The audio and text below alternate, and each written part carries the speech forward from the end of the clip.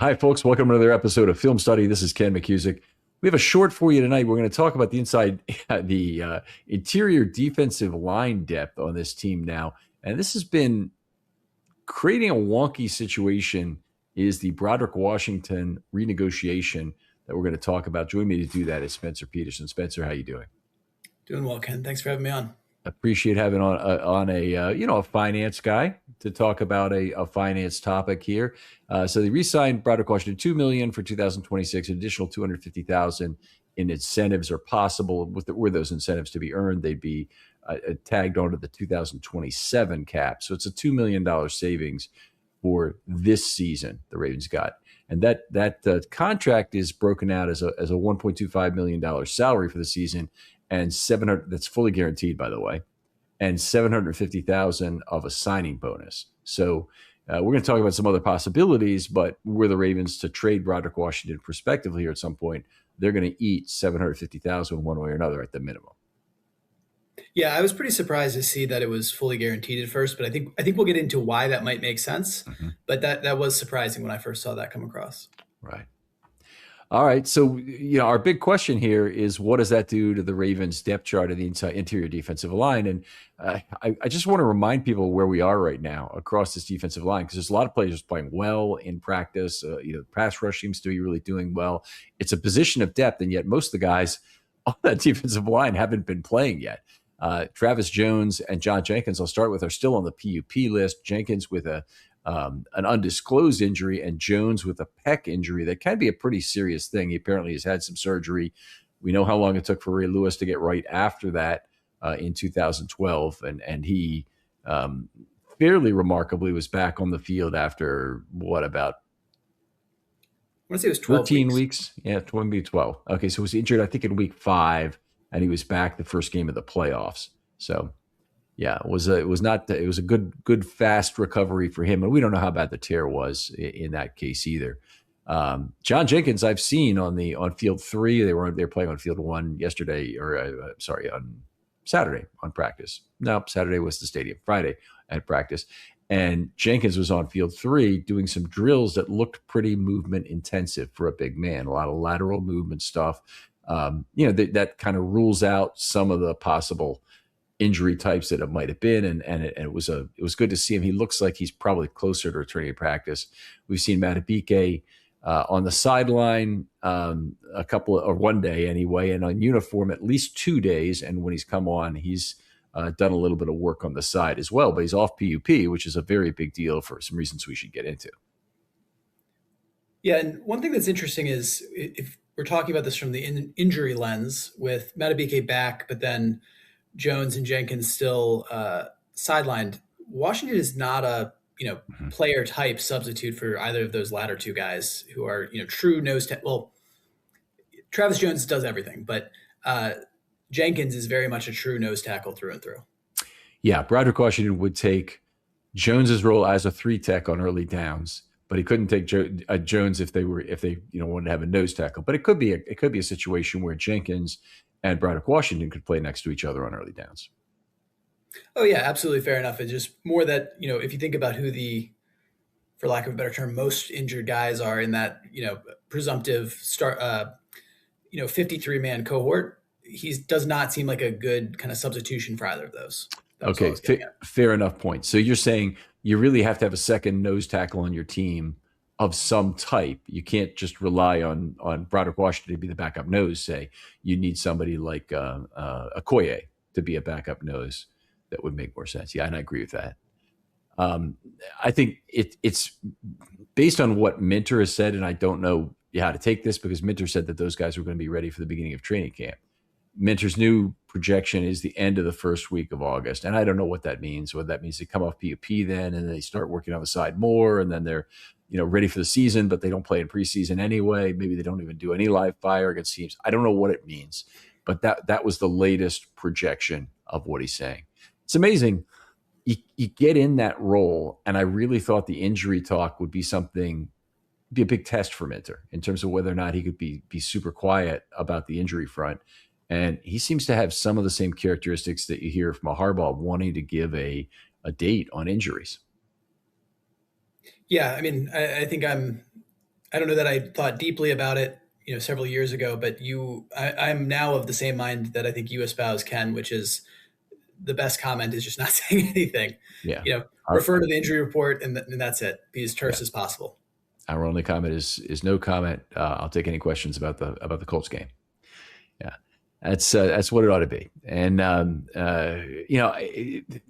to be made at BK, the fact that he's off PUP, we got to talk about that a little bit. That overcomes probably the biggest hurdle of him certainly returning to play is that the Ravens doctors have cleared him physically to play. That's what this means, and there's a big risk with that. That if something further were to go wrong, anyway, his salary for this year is effectively guaranteed by the fact that the Ravens would take a big cap hit to eat it. Yeah, absolutely. That was a major stage gate that got passed through. I think you and Voss were talking about this maybe a week or two ago, or on a Friday morning GM, and there was a very open question of, he had been cleared by his doctors, but that doesn't mean the Ravens are. When will he actually be back? And the fact that he's already off PUP for the Ravens, that's a major stage gate cleared for him. Yeah, unbelievable, frankly, that he's out this quick. Now we haven't seen him at all in any kind of drills, not even positional drills. He hasn't been up against a sled. He hasn't, been in, that I've seen any kind of hand or foot placement stuff. He's been on, working on the side on individual conditioning only. He did come out in uniform though, and the crowd obviously went wild for that. And the syntax of the way it was being discussed, his situation was being discussed, led me to believe there might have been legitimate friction between the Ravens doctors and his. That was one of the possible things. Also, that he'd just be considering retirement. But he really wanted to play, and great to see him back. Yeah, and there were potential questions about, when he had been cleared by his own doctors, but the Ravens hadn't yet. Is this, vaporware of some sorts? Is this not real? But the Ravens have no incentive to clear him and get him on the field here if there was not some actual path to him being on the field this year. So, kind of without reservation, this makes me more optimistic about, right. Directionally more optimistic about him being on the field and being a potential contributor this year. Yeah, absolutely. And we still need to see how much he can play and how well he can play. We don't know that, but this is, of the three biggest, is will he play at all? I think this was the biggest of the three hurdles to him going back to a player who's, say, 80% of what we knew Justin Madubuike to be, or not Madubuike to be. All right, let's move on. Calais Campbell, family tragedy, obviously, the terrible interweavings of that I don't want to get into. I'll just say we had a family next door to us growing up that had a similar situation where a child of the family killed two grandparents. Just an awful situation. And I don't know how the family ever recovers from that kind of a thing. But the interesting thing was Calais was on the field at Maryland, working his way into camp shape is how it's been described. He's just in civvies. He didn't do anything that I saw on the field at Maryland, and they didn't have a lot of space either. But he really, the point has been made that he doesn't really need the reps. He's been in the league for 20 years. There's not one blessed thing that he's going to learn from camp. And in fact, he probably could have been signed September 10th, and that would have been fine for him getting ready to play on September 15th. Yeah, I mean, the only thing is, it's just helpful to have them in the building, and he's a professional. I don't know that you really are so concerned about his conditioning or anything like that, but it's always good to just, have them putting on pads, have them at least jogging, et cetera, so that they're the shape they're in is where you want them to be week one. But minimal concern with Campbell there. All right. And, I can't rule out retirement for Campbell. I can't even rule it out for Madubuike for that reason. If he tries this and it doesn't feel right or something happens, I mean, it could be him not playing in 26 anyway. I can't rule out the possibility that Jones and Jenkins don't really have the positive prognosis that's being framed up by Minter so far. Those look to me like 4 roster locks at this point. Then you've got Broderick Washington. You've just given him guaranteed money. And that's got to be an indication that his chance to make the team is good. We can talk about whether or not, an insurance policy is really the right way to look at it. But the Ravens normally only carry 5 defensive linemen on their 53. And when you look at who else is on the outside looking in, it's an awful lot of talent that the Ravens could be letting go come cutdown day. Yeah, I think there's a couple layers to this. To the point about, I think if you zoom out and think about projections for the 53 man, I think at least my kind of written in pencil version of that always had 5 interior defensive linemen. I think if you look at the other positions, I don't see them going more than 4, nor do I see them going fewer than 4 inside linebackers. I think one pivot point is on the outside, whether they were going to go with with 5 there. Uh, you know, with Clowney signing, and I don't want to go too far afield with a tangent there, kind of one option to replace Adisa Isaac is gone, but sort of assumed 5 there. And then with what you have in the corner group and that just kind of long tail of corners they need to work through, it's kind of hard to believe that they would go 6, interior defensive linemen and potentially remove a spot that could be used in the secondary. So, kind of in the first wave of consideration here, I find it hard to believe they go above 5 defensive linemen. Then, second point to thinking about the 53 man roster projections, I think most everyone, Washington was a presumptive, outside looking in, very far outside looking in. Mm-hmm. There's plenty of fans who have been wondering, why hasn't he been cut yet? I sort of was always of the mind that until there became really serious injury risk, that the Ravens were well suited to keep their optionality open there. I don't think the cap dollars were burning a hole in their pocket, that they needed to sign someone immediately. Now, that could have changed if there was a Lamar deal that somehow put pressure on this year's cap, but I think for his structure, that doesn't make sense. Potentially a Flowers extension that put pressure on this year's cap, potentially. But even then, the structure probably wouldn't work out that way. So there was really no compelling reason. And I think we're seeing with injuries now for the Ravens to kind of cede their optionality with respect to Broderick Washington's future. Yeah, and we're sitting here on Sunday night recording this on the 2nd of August, and the 3rd of August in the morning is going to be the Ravens' first padded practice.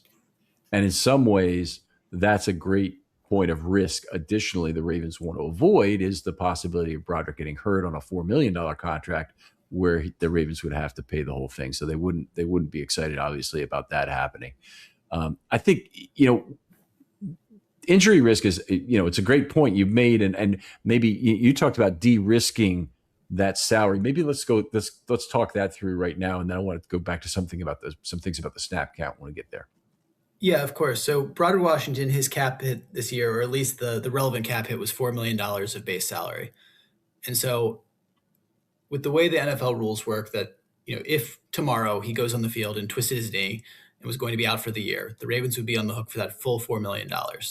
And so as those kind of realistic opportunities for him to get hurt and potentially have that financial liability or cap liability for the Ravens, become real, that is the point or the decision point where they have to really think about that. Because if he did, was playing basketball, something off contract or something not allowed, they could have, found a way out of that potentially. But now they're sort of up against it. And they're having to weigh the decision of, do we want to have Broderick Washington around for the optionality of backfilling one of our defensive line spots, potentially trading at the end of camp, as other teams lose players, and weighing that up against the risk of, okay, if he goes down in preseason game 1 or one of our practices, we're on the hook for that salary. So I think what we're seeing with this deal that was worked out, which is not just a pay cut, but also some guaranteeing of money, is a meeting in the middle of sorts to kind of address that point. Right. Well, from Broderick Washington's perspective, he wants to know he's playing in the NFL this year, and this guarantees that effectively. Whether it's for the Ravens or for somebody else, he's going to get $2 million, and he might earn some incentives as well. That's certainly possible. I think de-risking is a great way to put it. They obviously want to get the injury risk off the table. They want to take some of the risks that accrue to these other 4 players off the table. And they're not, it's not a perfect 1-for-1 thing, but maybe Campbell is the guy he's the best 1-for-1 replacement for. And if that were the case, I just can't put a zero possibility that Campbell's going to not play this year. Yeah. And maybe one other thing that just came to mind is it's not just de-risking, and this is saying the same thing, but in a different direction. But in some ways, they've banked $2 million of the savings that they could have taken from cutting him at the end of camp. And so they've said, we're getting at least that. If we have to pay him, if we have to play him, if he gets injured, if we whatever happens, we at least have that 2 million in the bank salvaged. And we could do better, but we can't do any worse than at least saving $2 million. They can do a little bit better potentially if they Right. traded Calais Campbell. Sorry, if they traded Broderick Washington, got rid of the 1.25 million off their books, and maybe got a little bit of draft capital return. Exactly. This is a fixed for float situation. This is kind of like trading on there where you're the Ravens are the fixed rate. The fixed rate buyers, right? Because they're taking that 2 million and Yes. instead of the 4 million, well, hey, we'll take our chances. We'll wait to the end of the camp and maybe we'll still cut you, kind of thing. Exactly. They've probably paid a little bit for that right to reduce it. But looking at the rest of the roster, I before we get into the other players who are now on the outside looking in, we have to talk about what do we expect the Ravens to look like on game day. I mean, first of all, I think they'll have 5 interior defensive linemen on game day. At least I hope they do, because anybody who's ever read my inactive reports know how much I spaz out when the Ravens have 4 active on game day and how stupid I think that is. But anyway, it's a big risk when they do it. But this Ravens team will play very little base defense. And there's a good reason for it, is that they really last year leaned into big nickel being a substitute for many of their base snaps. Doesn't mean they don't play any. They still played at 9% and change of base, and they played another 2% of jumbo. But they only played 2.04 defensive linemen per game per snap last year. Now, what that means, 2.04, what are you trying to even tell me, Ken? What I'm trying to say is you divide that number by 5 if you have 5 active guys. That means those guys have to average 41% of the snaps, 40.8. Okay, times 5 is equal to 2.04. And, that's a normal kind of a rotational load. Travis Jones probably plays a lot more than that. Maybe Calais Campbell plays somewhat more than that. John Jenkins can play more, but he can also play less. And then you have, Washington and whoever else is active would be playing the rest of that. So, it's I think it's a very manageable level. And I think they could be lower this year in terms of defensive linemen per play because of several reasons. One is that they have outside linebackers this year, where they had real shortages last year, who can kick inside. They had Tavius Robinson lost for a period of time. They had, they were down outside linebackers. They lost Tavius Robinson when he's leading the defense, the front 7 in snaps at that point in the season. So it just a bunch of things can go wrong. But when you have Robinson and Young, who can each kick inside, you have the potential to play fewer defensive linemen per play. Now, we hope they want Matabike in there every third down the whole year. And that would be, provide less opportunity for that. But it would also mean that Matabike is playing well. Yeah, and that's also why I think we've talked about this at times before. I kind of like the current roster construction approach they're taking, being a little more overweight towards nose tackles on the roster. One, I think it's an efficient use of cap that not just, pursuing pass rushing 3 techs up and down the roster. Yeah. It's great if you have Matabike, can get him out there, but then you've got Jones, you've got Jenkins, you potentially have Okoye on the roster, which they did last year. At one point, they were carrying 4 guys. But both in terms of going, not going base, and so maybe you have 2 heavies on the field when you go big nickel or some other nickel front against what might be a run offensive package. Basically, it's always going to be true that you would have 2 heavies on the field unless you had 1 or 0. So you can never have 3. That's the important point, right, when you have a nickel on the field. Sorry, and when I say 2 heavies, I don't mean just 2 interior defensive linemen. I mean two big nose tackle types. Yeah, I gotta be clear about that. It is possible. You can play the jumbo nickel, and you just go with 1 inside linebacker. Not something I see the Ravens doing, but it could show up some this year. But most of the time, the Ravens are going to be playing 2 defensive linemen. Yeah. And my broader point just being that I kind of like that roster construction, kind of not seeding the 3 tech, but also supplementing it with edge guys that can kick inside as well on passing downs if you want to go that route. And it feels like an efficient use of your roster construction versus trying to have some of the more expensive players to pursue kind of at every positional group. Yeah, I think that's definitely true, and they've looked to save money in that way, and it also kind of gives you the flexibility to allows you to exploit the flexibility of a Travis Jones. He's already paid for. You can play him at 1 or 3. There's probably plenty of situations where playing him at 1 will drive the pass rush to a greater degree when you have a pass rushing down. But there may be other times where you want him in as your 3 tech on an early down when you got to take Matabike's got to take some snaps off, playing next to John Jenkins and gives you some pretty good pass rush from the inside, even when you're also trying to defend the run. Exactly.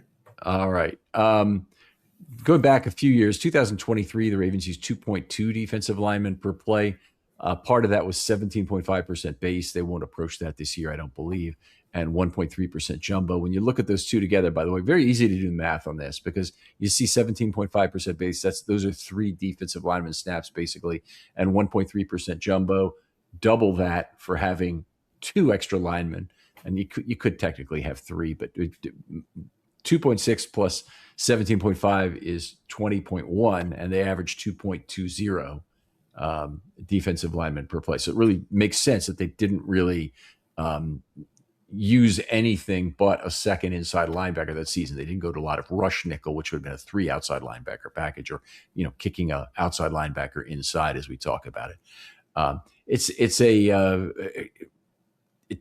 don't see the Ravens going as extreme this year in that regard. In fact, I think this could be a year where Matabike isn't even really used as a closeout player. He may want to, and the Ravens may just want to control his snaps. And you're up by 2-3 touchdowns. You take Matabike off the field.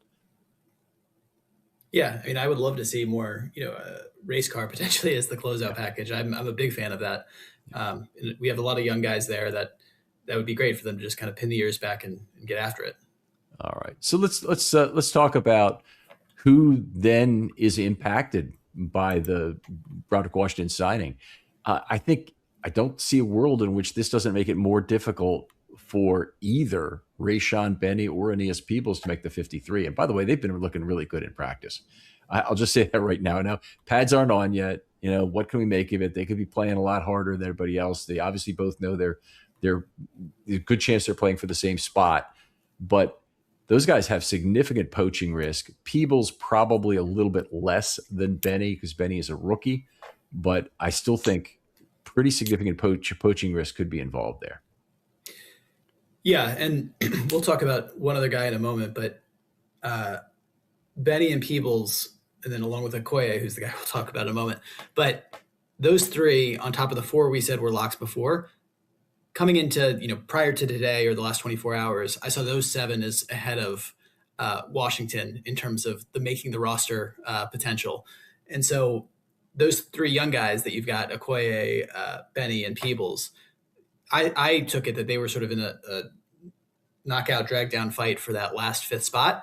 Maybe someone like a Matabike starting on the PUP, opening an additional spot for one of them early in the season. But this absolutely complicates the question or the picture at the back end of that defensive line group. It certainly does. And one of the other things, and you can see if Rayshon Benny and Aeneas Peebles both get beaten out for the last spot, you got a real de-youthification of the team. It's going in the wrong freaking direction. This is an ancient defense as it is, with 5 guys in year 10 or later who are significant contributors to it. The offense has a similar set of problems. They have a bunch of old guys who are making contributions to the team. It would be really bad if one of those 2 guys doesn't make the team this year, given the age of the squad. It's very hard to turn that whole group over. They did it once already, by the way. Where they had to basically either re-sign or turn over the roster, and it was Travis Jones was at least at the heart of that. Travis Jones will be a UFA after the 2027 season, I believe. So it's not an easy path to changing that up. Broderick Washington will undoubtedly be gone after this year. I would expect he'd be gone after this year. Jenkins is signed for, I believe, only for 1 year, and Campbell's signed for 1 year. Don't expect him to play another year either. So you're talking about a massive overhaul that they'll have to make after this year. Yeah, absolutely. And Peebles and Benny, you have those guys for several more years after this one. If it's even close, you would think that you would want them to have that roster spot. Yeah.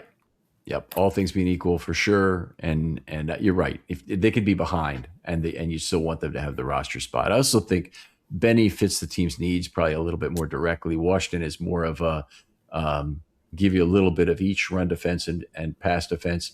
I think Benny gives you more run defense. I think that's actually what the Ravens want in terms of early down protection for this team.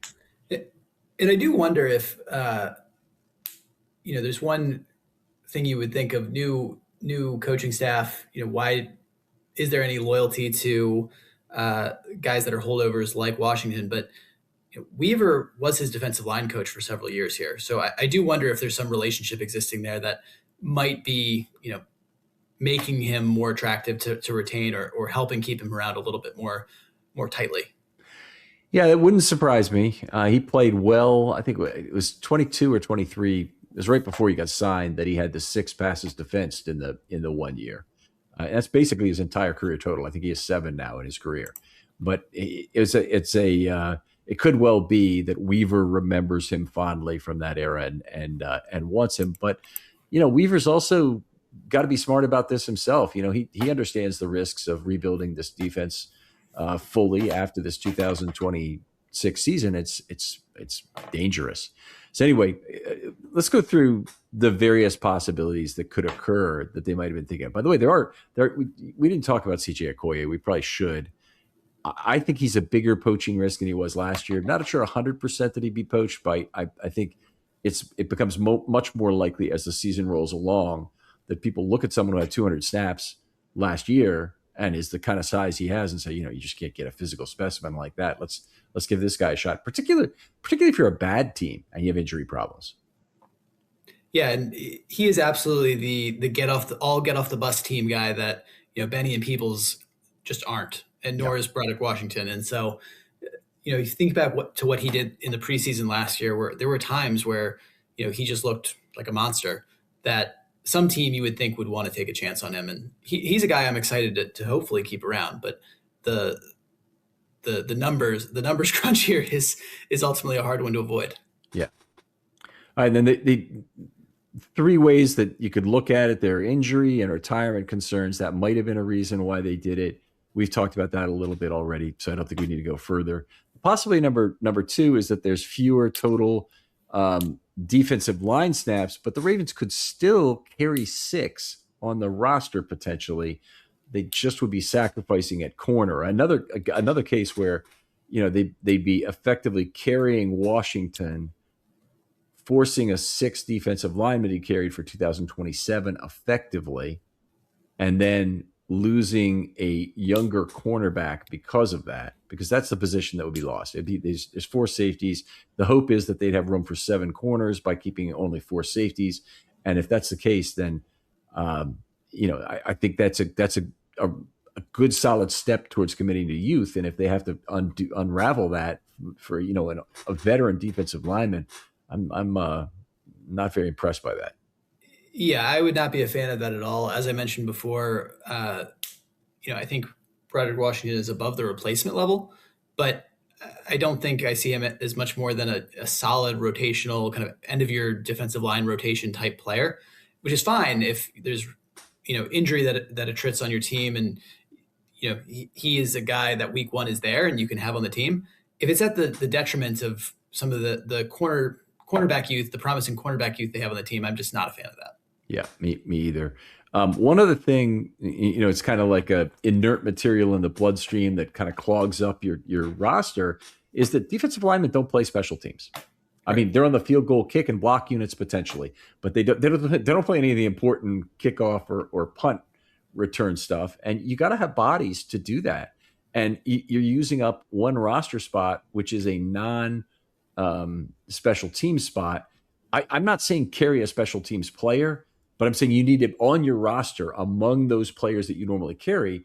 You want to have your special teams players, and corners. They can do it regularly. They can jam. They can gun. They can do lots of things. Certainly they're on kickoff return coverage units as the safeties. They have a lot of things, a lot of ways they can contribute. Defensive linemen just won't do that, and then that puts you in a harder position. And it's kind of like a lot of other things where all these problems are interconnected, because you can say, well, that's what they got Chris Moore back for. Well, there's no space on the offense for Chris Moore. Chris Moore is, there's space for him to have 3 practice squad elevations, and there's space for him if somebody got hurt. But there really isn't space for him otherwise to be on the roster. And injuries probably will occur, but it's not a. This isn't. It's not another non-youthification move that is really bothersome to me about this very old team. Yeah, 100%. And just one quick thing on that point. It's almost the inverse of, a special team specialist inside linebacker. You can really afford for your 4th inside linebacker to be just a guy who's really good at special teams. Like, that's actually a pretty efficient way to do that. Having your 6th defensive lineman who does not play special teams, who's not particularly special as a defensive lineman and plays a position that where he's a little undifferentiated is not really. I think it plays to exactly what you said. It doesn't matter. Yeah, and you don't own his future either. And so it would be a whole other thing if this were a rookie who was promising and was kind of a 3-tech, not special in any particular way, but you kind of liked, and he had 3 years after this one of cheap control. You mean kind of like Aeneas Peebles or Rayshon Benny? Kind of like Aeneas Peebles even actually has more of a a spiky trait kind of thing going on even than Broderick Washington does. That he sort of spikes in certain areas and to the detriment of some others in terms of size, but there's sort of a carrying trait there where you say, hey, this guy is is kind of unique in terms of his pass rush potential, and that sort of makes you look beyond the size, and he does one thing really well as a role player. Broderick Washington sort of just feels like and no offense to him at all. I think he's a quality, like I said, above replacement player, but there's nothing about his profile that really spikes, and you say, here's the 1 or 2 things he could do amazingly well in a limited role and really give you some platoon advantages. Yeah, I'm with you there. I guess one question to ask is, how much do you want Broderick Washington playing in the preseason? So more than I did 24 hours ago, because this, as we mentioned, the banking of the savings or the de-risking, I think this gets to the next potential possibility that I imagine you were going to get to in just a moment here. The potential for him to be traded to a team that has lost players or had injuries or has major question marks in what they're going into the season with from the defensive line position. That was a quite risky proposition when he was carrying that $4 million number. It's very de-risked now. And so I think the team has the ability to go through to the end of the preseason, make sure that their own depth holds up. And if he looks good, maybe someone's willing to send you a 7th round pick or a conditional 7th that could turn into a 6th if he starts X games or whatever it may be. For Broderick Washington, if he looks like he gets back to when he was playing a little more promisingly. I guess they could also end up IRing one of these rookies. I mean, they're both relatively cheap, but it's not a zero cost to hold them on the roster the entire season. It probably actually is very similar to the amount of guaranteed money they gave Broderick Washington. The 750 that they'd have to eat if they traded him. But interesting that they've got a couple of options there. I think the third possibility is the trade possibility, and you just covered it very well. So I don't think there's anything more that we need to talk about that. But this does not. My main problem with the entire thing is the age situation of the Ravens. I just don't think they've done enough different things to get younger across the entire team, and that's very bothersome to me. I can't remember the Ravens ever being this old before. Yeah, no, that's fair. I think I don't know that this move necessarily makes that any worse. It doesn't necessarily improve it either, but I believe that was the situation they were in, whether or not this move was made to a large degree. Well, if it kicks Benny off the team and he's poached, then fair. Yeah. No. Maybe I'm fast forwarding in the movie a little bit to the point where I maybe there's hope more than expect, but that's not how this should play out. That I sort of think the cascading dominoes here are monitor the injury situation. Maybe they think there's room for multiple because someone's going to have to start the year on PUP. If they can't, if things hold up and they have enough guys or too many guys for 5 spots, that they're able to trade Washington. And I don't think it's a bad point, by the way. If he were at the $4 million, you could sort of work out whatever you want. Like it doesn't really matter. You could make any deal you want to say we'll eat X amount of the dollars, or the other team could say we'll trade for him, but hey, only if Washington agrees to take X pay cut, whatever happens. But I do think, again, de-risking going to the end of training camp, those final cuts is the bigger part of this. But then you have sort of already worked out the fact that I think he would be much more attractive at that 1.25 to another team than who's having depth concerns. Yeah, they don't normally do this either with a player who has some guaranteed money in the contract. But in some way, the 750 is a sunk cost. That's the way to think of it. And they turn him into a handshake player. And if you look across this roster, the Ravens do not have a really many, if any, handshake players on the entire team. And so, sorry, go ahead. I'm trying to think who they have. It might be an offensive lineman that I'm not considering here, but it's got to be a veteran. If that's the case, they don't really have such a player. I guess Voorhees maybe could be that sort of guy. It depends on kind of what contract he agreed to. But I still kind of feel somebody would take a chance on him, or there would be some potential poaching risk if he were to have to go through waivers. I think it's less with Washington, and I think that the Ravens might be also in a point where they're kind of ambivalent about if he gets selected. Okay, that's life. We didn't think it was going to happen, but it happened. They kind of they talked about that being the case with Caillou Blue-Kelly a couple of years ago with Ben Mason also. Cutting him and then having him picked up by the Patriots. So I think that they might just be ambivalent to it at that point if they had to cut him and try and get him back on the 53 to start the season after they move somebody else to IR. Yeah. I was going to say, I was wondering if the guaranteed nature of his salary changed the math or the calculus on a handshake deal, but I don't think it does, because even if he's guaranteed that money, I have to assume there's offset language that, great, if someone else signed him, we wouldn't necessarily be on the hook for the 1.25. It doesn't really change the potential of him coming back. We'd be on the hook for the 750. That's already a sunk cost. So yeah, I think that makes sense that he could still be a handshake deal candidate. Yeah, I know they'll do it often with players who have a little bit of guaranteed money. 750 is a larger amount of guaranteed money. I would have thought that'd be an unusual choice, but it could happen. I think maybe Danny Pinter might be next. Javon Gwynn would be another guy if he was going to make the team. I don't honestly think he's in a good position to make the team anymore, but he could be a handshake deal guy. So there are probably a couple names you could toss in there that would be potential handshake guys. Actually, Pinter has a bunch of guaranteed money too. Doesn't he have like $2 million or something? And no offense to Gwen, but he feels more like a handshake deal to call you if we need you guy than a handshake deal to come back to the roster week 1. Right. So they'll cut him and they'll try and get him on the practice squad, and they'll kind of lean on the notion that Ledford and he have this great relationship, and then he doesn't have an easy place to go. But if he's in his 4th year, he's subject to waivers. So somebody might decide, hey, we want him back, including the Falcons.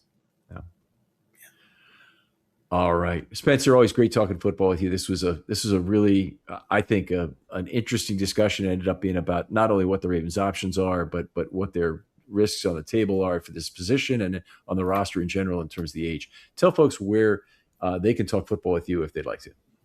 Yeah, you can find me on Twitter/X at SpenserCP. Always happy to talk Ravens there. All right, that's Spencer with an S in the middle. 2 S's. It is. I guess, yeah. 2 S's. All right. Other folks out there, please use filmstudymailbag@gmail.com for any questions or comments. I'll direct them to the appropriate show. And that's also where show ideas go, and have some great ones come in. Appreciate them. Spencer, thanks again for coming on. Thanks for having me. And we'll talk to you next time on Film Study.